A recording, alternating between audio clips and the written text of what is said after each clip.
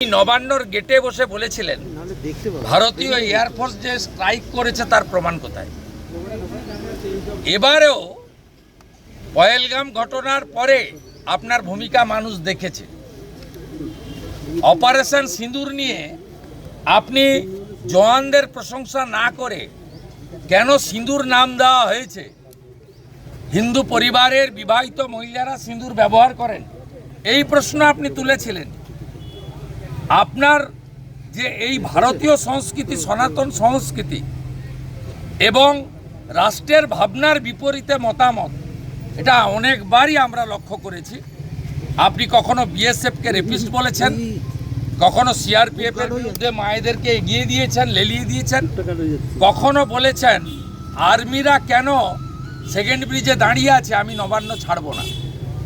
আপনি কাউকে ছাড়েননি। কিছুদিন আগে রেড রোডে আপনার এসআইআর বিরোধী ধর্নায় আর্মিরা অনুমতি ছাড়া মঞ্চ খোলার জন্য এসেছিল। আপনি অবৈধ কাজ করছিলেন।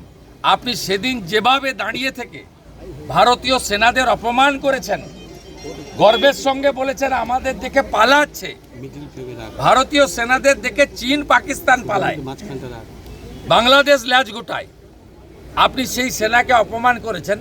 তাই আপনার সবসময় সোচ মানসিকতা এই ধরনের, এবং আপনি গ্রেটার বাংলাদেশ তৈরি করতে চান এবং সেই গ্রেটার বাংলাদেশের প্রধানমন্ত্রী হতে চান।